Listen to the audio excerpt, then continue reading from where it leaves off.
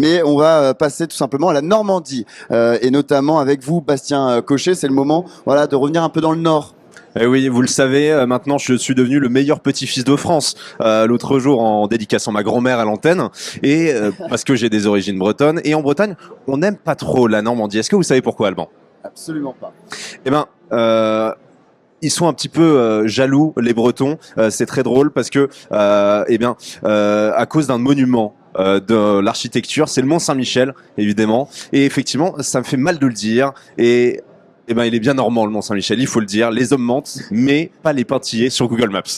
Et restons bon esprit, Bastien, puisque la Normandie, c'est principalement deux grandes villes, Caen et Rouen. Et absolument, c'est aussi une région assez connue à l'international parce qu'elle a connu un événement historique légèrement important, le débarquement des forces alliées lors de la Seconde Guerre mondiale. Coutances, Avranches, Bayeux, Cherbourg, Lisieux, que des équipes de 3e division qui pourraient battre Marseille en Coupe de France. Et tant de bleds paumés qui n'auraient jamais connu la gloire, il faut le dire, sans les nazis. Mais avant la guerre, il y a eu des figures historiques, bien sûr, en Normandie. Guillaume le Conquérant, Flaubert, Guy de Maupassant. La Normandie, c'est une terre de personnages illustres. Vous prenez beaucoup de risques quand vous dépeignez nos régions. Au niveau gastronomique, qu'est-ce qu'on y trouve de bon, Bastien? Alors, c'est tout d'abord la capitale de la coquille Saint-Jacques, la Normandie. Elle est riche, bien sûr, de ses pêcheurs, de ses marais aussi, par exemple, avec l'agneau de Pré-Salé, élevé en baie du Mont-Saint-Michel.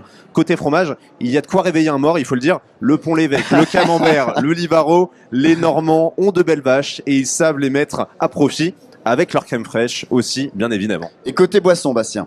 Bien sûr, et toujours à consommer avec modération.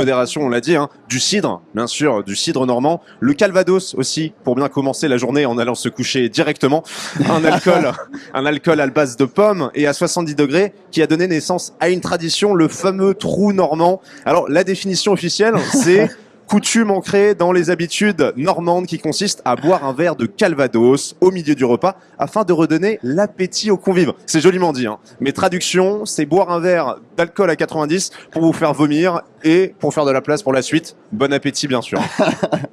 Merci, Bastien Cochet. Voilà, toujours avec modération quand on parle d'alcool. Merci.